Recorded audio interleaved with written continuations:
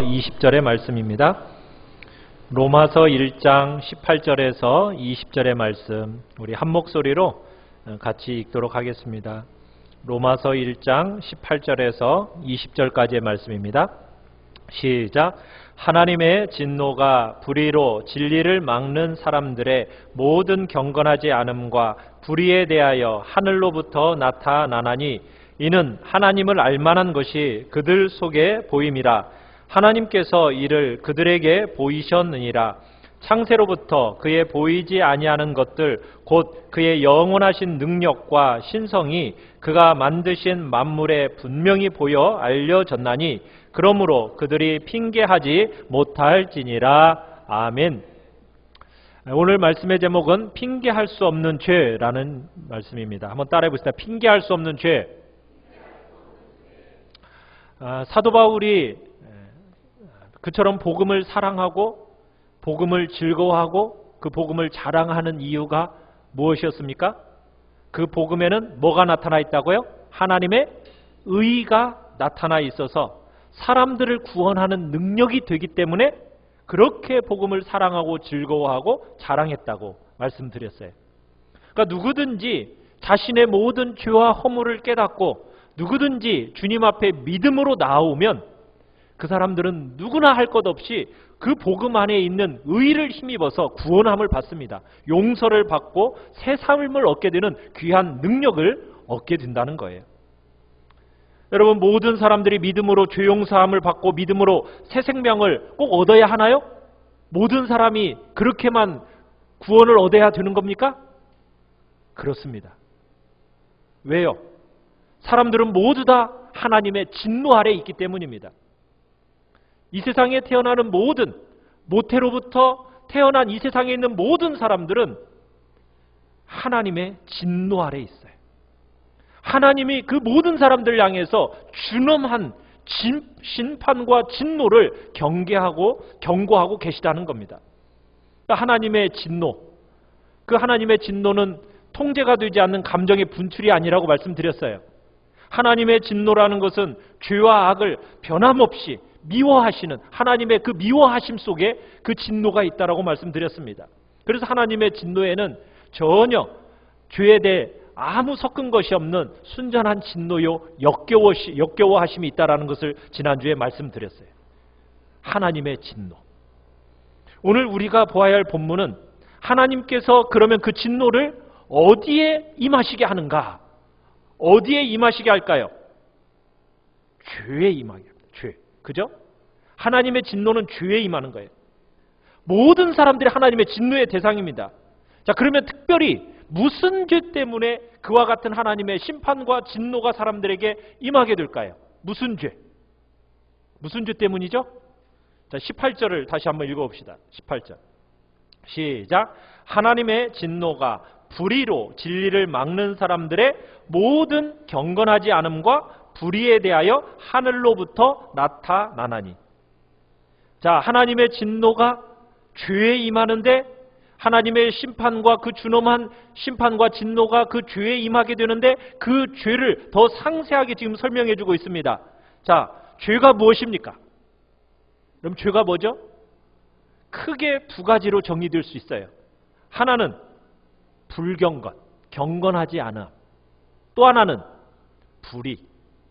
여러분, 불경건이라는 건 뭐예요? 하나님과의 관계에서 발생되는 게 불경건이라는 죄입니다. 불경건이라는 말은 하나님을 향한 태도가 바르지 못하다라는 거예요. 그게 불경건이에요.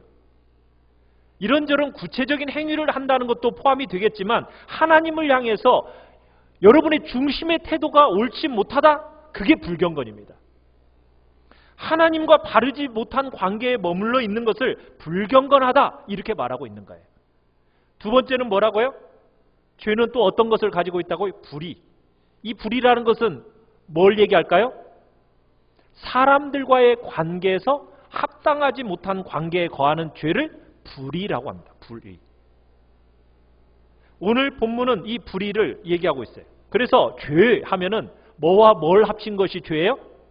불경건과 불의. 이 두 가지를 합쳐서 죄라고 얘기하는 거예요. 죄. 하나님께서 십계명을 통해서 자신의 마음을 표현하셨습니다.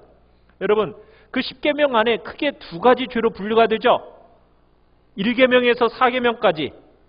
그럼 뭐와의 관계를 얘기하고 있습니까? 하나님과의 관계를 얘기하고 있어요. 관계가 깨트려질 때, 하나님과의 관계가 깨트릴 때 그게 뭐라고요? 그게 죄입니다. 5계명에서 10계명까지는 누구와의 관계예요? 사람과의 관계예요. 사람과의 관계가 깨트려지면 그게 바로 성경이 말하는 죄입니다. 하나님의 그 준엄한 진노와 심판이 어디에 임하게 되는가? 죄 위에 임하게 되는데 바로 불경건과 불의 위에 임하게 된다는 얘기예요. 여러분이 죄를 생각할 때 이 두 가지를 항상 같이 생각해야 됩니다. 이게 아주 중요해요. 이 두 가지 생각하는 훈련이 되어 있어야 돼요. 그런데 이 죄라는 것이 어디에서부터 반드시 출발하느냐? 불경건에서 출발합니다. 불경건. 하나님과의 그 관계가 깨트려진 그 속에서부터 죄는 출발하는 거예요. 하나님을 향해서 합당하지 못한 자세를 가질 때 거기에서부터 죄가 시작이 되는 겁니다. 하나님과의 관계. 여러분, 그것이 합당치 못한 태도를 가진 것에 대해서 여러분, 그런 사람은 사람들에 대해서도 합당치 못한 관계를 가지는 거예요. 그래서 이 두 가지는 다 성경이 말하는 죄인 겁니다. 그런데 우리가 신앙생활을 하기 전에는 우리가 쉽게 범하는 오류가 무엇이겠습니까? 신앙생활을 하기 전에는 하나님과의 관계를 무시해요. 그렇죠? 신앙생활을 하기 전에는 하나님을 무시하고 살아잖아요. 그러기가 너무 쉽지 않습니까? 왜? 눈에 보이지도 않고 검증도 안 되니까. 그러니까 하나님과의 관계를 죄로 안 보는 거예요. 그냥 대신에 도덕적이고 윤리적이고 사회지에서 그냥 흔히 정의하는 죄, 그것만 주로 죄라고 생각을 합니다. 그리고는 그렇지 않은 것에 대해서는 전혀 생각을 하질 않아요. 그러나 죄는 뭐가 잘못될 때? 하나님과의 관계가 잘못될 때 거기에서부터 출발한다는 것. 그게 바로 죄입니다. 그런데 우리가 또 신앙생활을 하다 보면은 또 이상하게 가요. 어떤 오류에 빠지는지 아십니까? 사람과의 관계에서는 또 하나님께 회개만 하면 된다고 생각을 해요. 그리고서는 사람과의 관계에서는 회개하지 않고 그냥 지나가려고 하는 경향이 있습니다.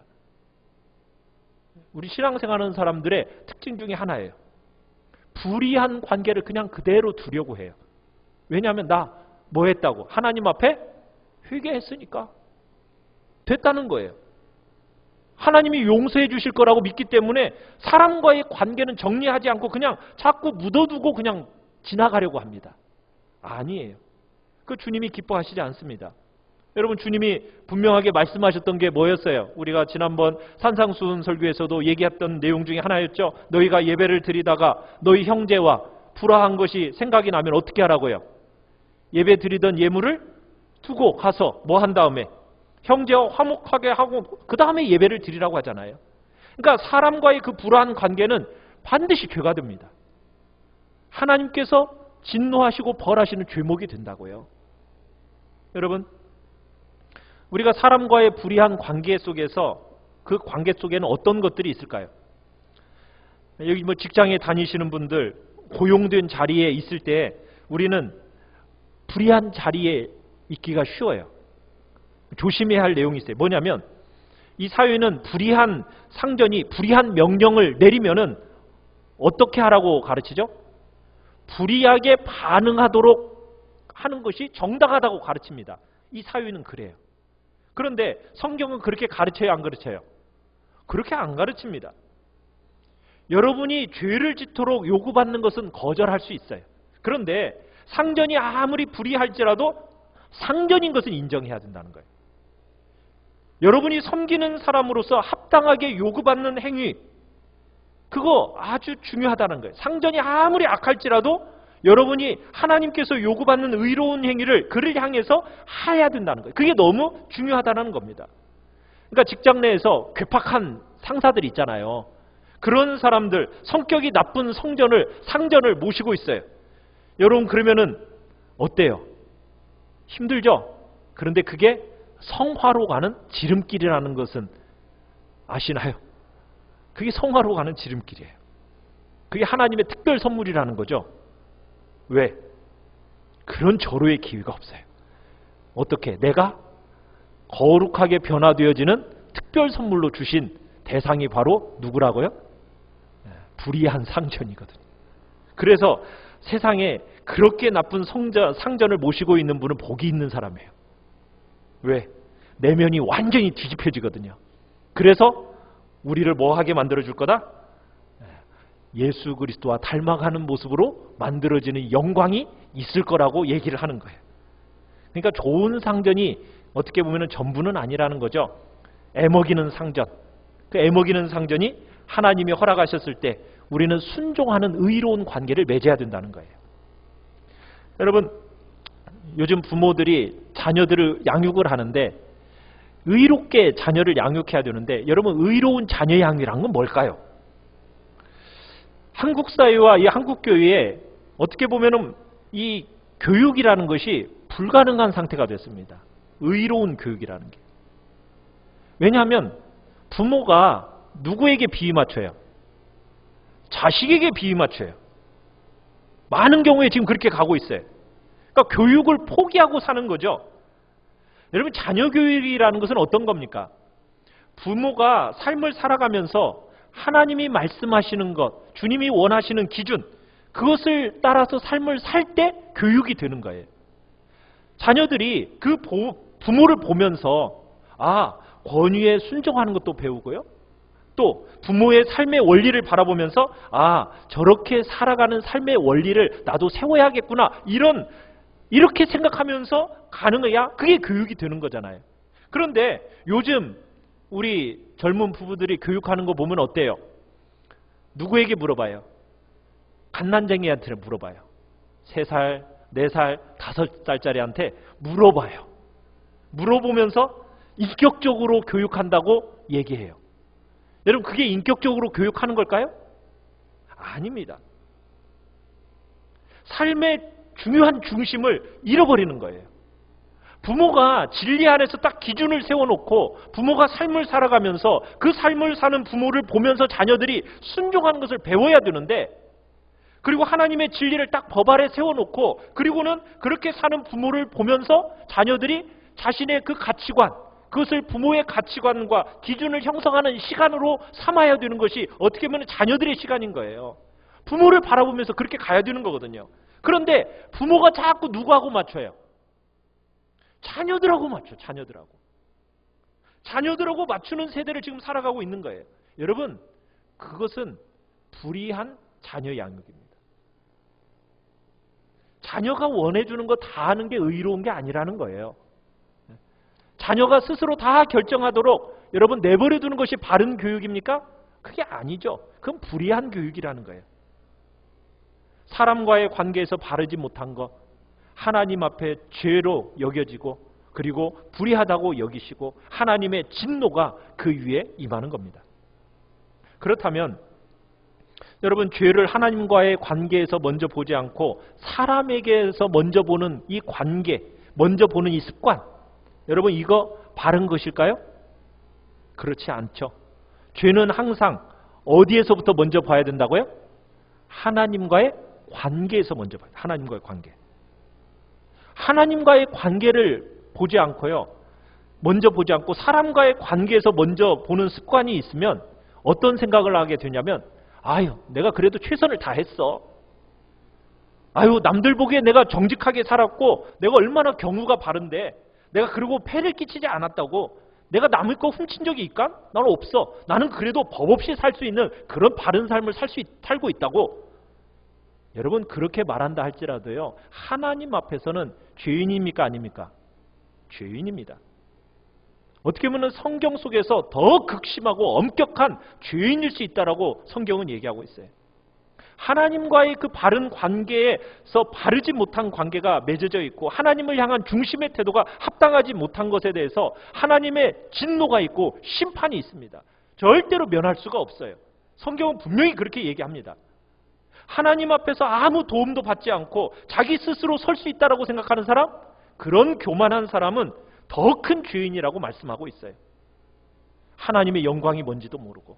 여러분, 하나님의 거룩과 위엄이 뭔지도 모르고 하나님에 대해서 생각해 본 적도 없고 하나님께 관심도 없고 하나님을 무시하는 것, 여러분, 이것이 가장 큰 죄라고, 가장 중한 죄라고 성경은 말하고 있어요. 여러분, 그게 큰 죄라고 여러분 느껴지세요?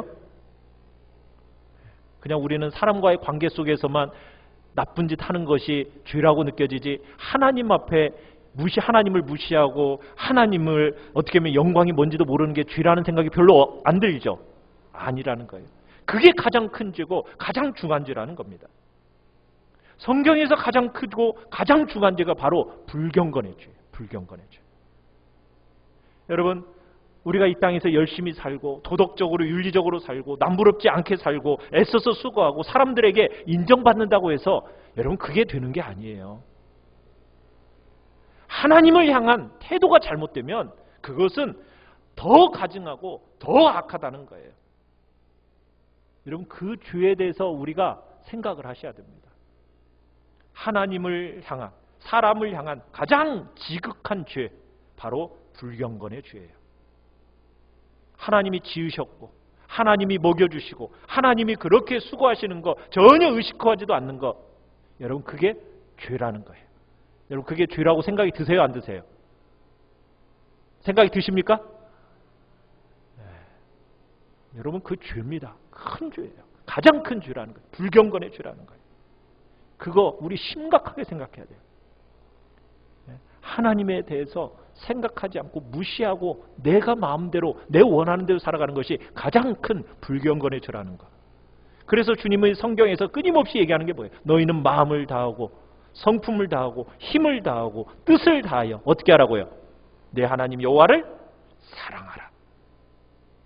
절대로 하나님께 관심도 없고 무시하는 처사가 있어서는 안 된다는 겁니다. 여러분, 우리의 눈에서 하나님을 제거하면 안 됩니다. 항상. 그래서 코람데오, 무슨 뜻이죠? 하나님 앞에서 끊임없이 하나님을 의식하는 가운데 하나님 앞에서 살아가는 삶, 그 삶을 경건한 삶이라고 얘기하는 거예요. 그렇지 않고 정말 하나님을 조금도 의식하지 않고 내 생각과 내 마음대로 살아가는 거, 그게 하나님 앞에 가장 중한 죄라는 것을 기억하면서 우리 주님 앞에 그 불경건의 죄, 우리 심각하게 생각해야 됩니다. 여러분이 삶을 열심히 사는 게 전부가 아니라는 거예요.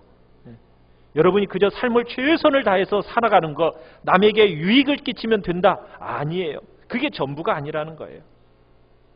하나님 아버지가 정말 여러분을 오매불망 기다리고 있고, 아버지의 마음은 정말 여러분에게 쏠려 있고 여러분의 중심을 다 기울여서 아버지를 인정하고 아버지를 찾고 아버지를 부르고 아버지께 나오기를 원하는데, 정말 아버지께 안 가면서 그냥 나 할 일 잘하고 있다? 여러분, 그러면은 그게 아버지에게 기쁨이 돼야 안 돼요? 안 되죠. 그게 무슨 즐거움이 되겠느냐는 거예요. 그래서 성경은 이 불경건의 죄에 대해서 심각하고 가장 큰 죄라고 지금 우리에게 묻고 가고 있는 겁니다. 근데 우리는 모태에서 태어나는 순간부터 자꾸 사람 눈치 보는 데만 익숙해져 있어요. 사람 눈치만 봐요. 항상 사람의 관계만을 중요시합니다.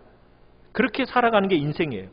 그러나 우리는 심각하게 생각해야 됩니다. 하나님을 무시하는 것이 제일 큰 죄라는 것. 모든 것이 사람들에게 유익이 되면 괜찮겠지. 여러분, 그렇게 생각하면 안 돼요. 마음의 중심에서부터 하나님을 향한 태도가 바라야 됩니다. 우리는 절대로 불경건의 죄를 지어서는 안 됩니다. 그렇게 죄를 짓는 자, 하나님의 심판을 면할 길이 없다라는 거예요. 이런 내용이 지금 로마서 3장 초반부까지 불경건과 불의에 대해서 막 더 구체적으로 얘기합니다. 우리가 그걸 보게 될 거예요. 자, 그런데 우리가 이 불경건한 사람들에 대해서 임하는 하나님의 이 진노와 하나님의 심판을 누가 면제받을 수 있을까? 우리가 한번 생각해 봐야 됩니다. 여러분이 생각할 때 예수님에 대해서 한 번도 들어본 적이 없는 사람 어떻게 될까요? 복음을 한 번도 듣지 못한 저 아프리카 오지에 사는 사람들은 천국에 갈 수 있습니까? 다 지옥에 가는 겁니까? 여러분들이 정말 존경하는, 우리 대한민국 사람들이 존경하는 장군 누구죠? 이순신 장군, 대왕.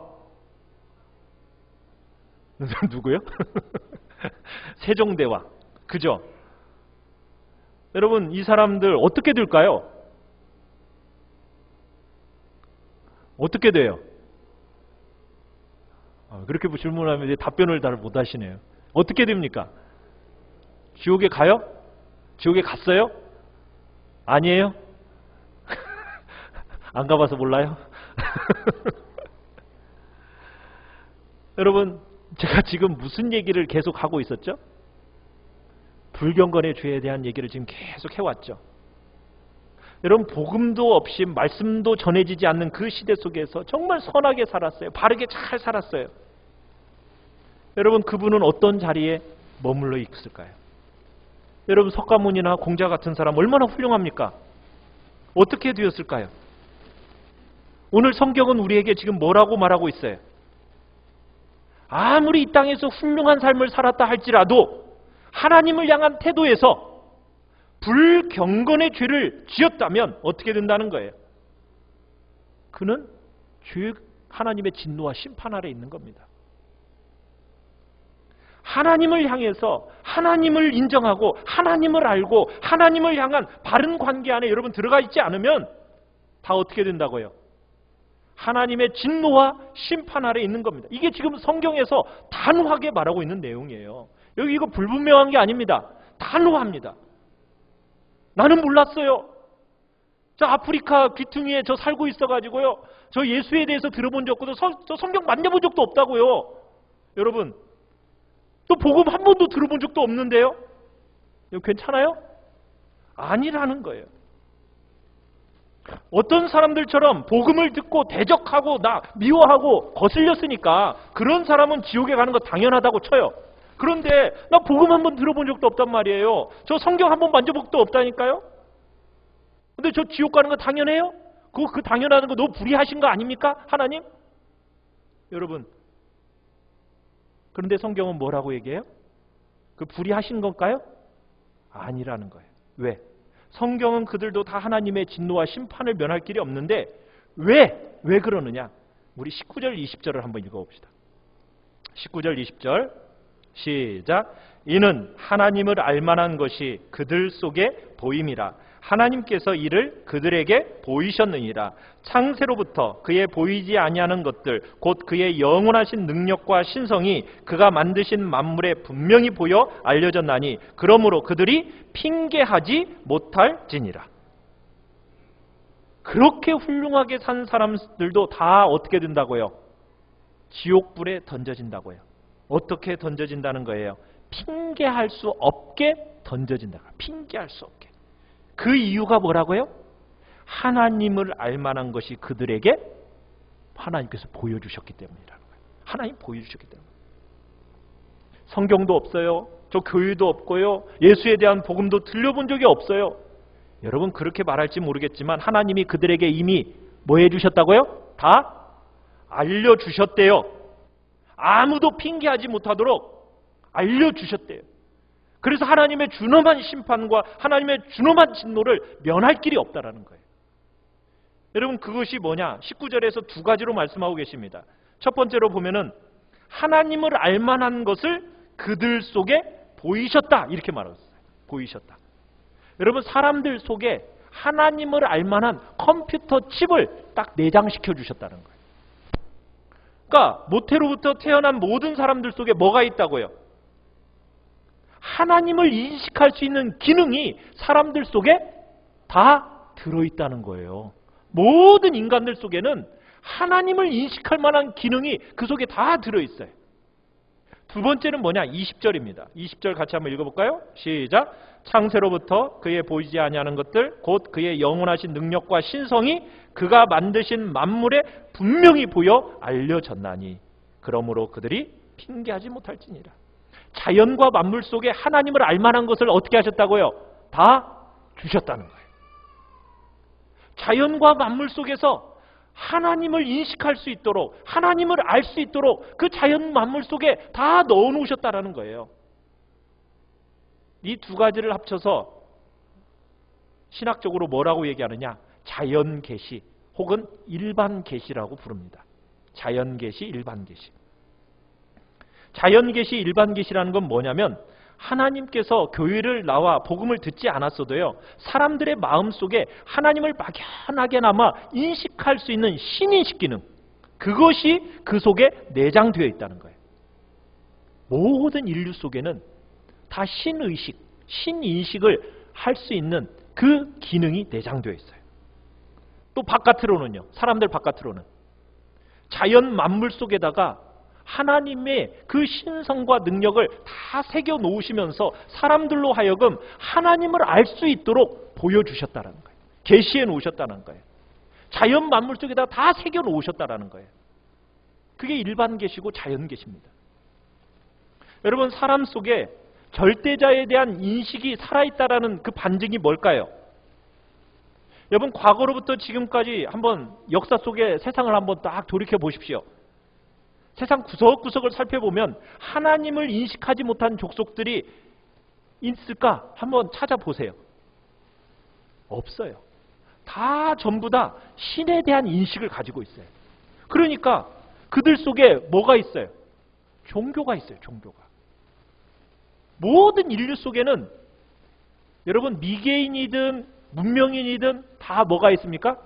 종교가 있어요. 종교.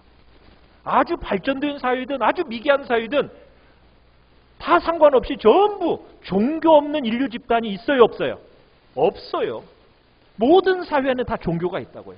그게 뭘 반증하는 거예요? 인간 속에, 사람 속에는 절대자에 대한 인식이 살아있다는 거예요. 하나님께서 신의식, 그것을 인간 속에다 다 집어넣어 놓으신 겁니다. 여러분 안에 또 뭐가 있습니까? 양심이 있어요. 양심. 하나님이 사람들의 마음속에 양심을 심어놨어요. 죄를 짓고 나면 양심이 어때요? 뭔가 자꾸 얘기하려고 그러잖아요. 근데 우리 어떻게 이 양심을 자꾸 억누르죠? 막 양심의 기능을 자꾸 약해지긴 했어요. 양심이 제대로 기능을 못할 때도 많아요. 자꾸 우리가 막 합리화시키면서 막 죄가 아니야 자꾸 양심을 마비시켜가는 거죠. 여러분, 그런데 이 양심이 평소에는 자꾸 어떻게 해요? 아니야, 이게 잘못된 거야, 그게 죄야, 이 속에서 자꾸 얘기하잖아요. 그죠? 네. 우리의 양심이 많이 어두워지긴 했지만은, 그러나 사람 속에는 뭐가 들어있어요? 양심이라는 게 들어있어요. 그래서 이 양심이 자꾸 뭐 하면은, 죄가 지으면은 어떤 생각이 들어요? 아, 이러면 안 되는데, 이러다 큰일 나는데. 이게 모든 사람들 속에 하나님이 심어 놓으신 거예요. 그래서 사람들로 하여금 정말 심판받을 수 없는 두려움 속에 사람들이 거하도록 그 속에는 다 양심이 작동하고 있는 겁니다.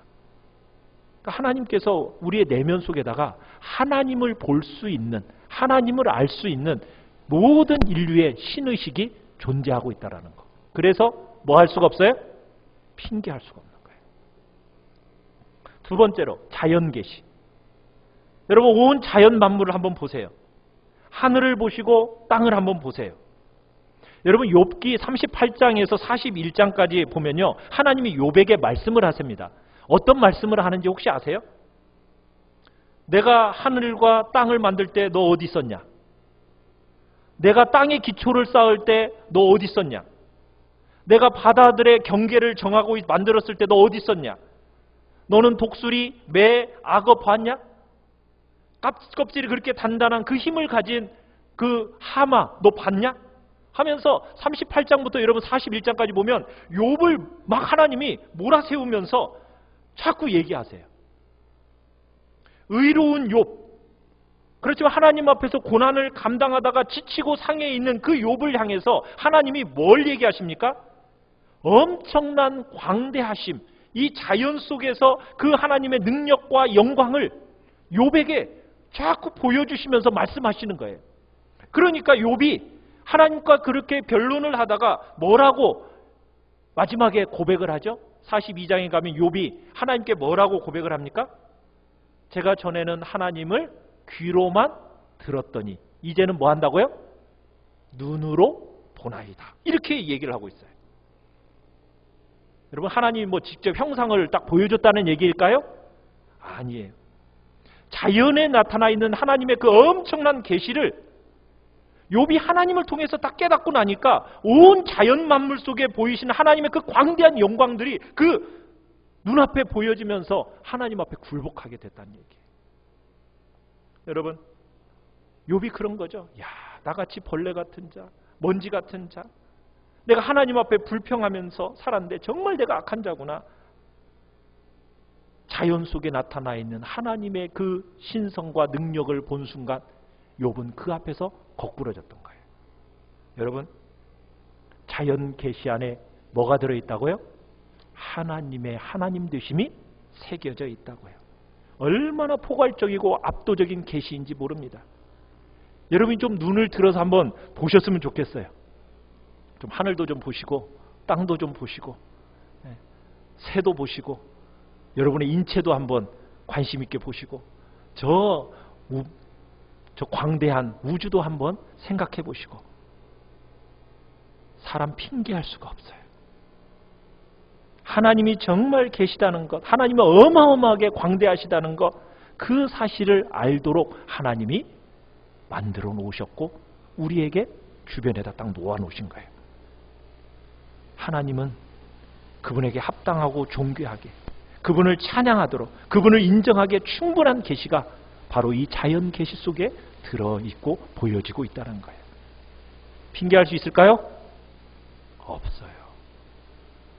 하나님이 내면에는 신의식으로 양심으로 바깥으로는 자연 만물의 신성과 능력을 딱 놓으셨기 때문에 인간이 아무리 나 몰랐어요 아무리 핑계해도 하나님 앞에서는 핑계치 못한다는 거예요. 그래서 이 땅에 하나님 앞에 불경건한 모든 죄에 대해서 결국 하나님이 진노와 심판이 임한다는 것을 분명하게 선언하고 계시는 겁니다. 사랑하는 성도 여러분, 여러분은 보이시나요? 느껴지십니까? 여러분 안에서 말씀하시고 여러분 안에 계시해주고 계시는 그 하나님의 음성과 정말 자연 만물 속에 분명하게 드러나 있는 하나님의 그 모습, 능력, 신성, 여러분 그 속에서 하나님을 찬양하고 하나님을 높이는 그런 복된 자리에 나아가시기를 간절히 축원합니다. 우리 같이 찬양합시다.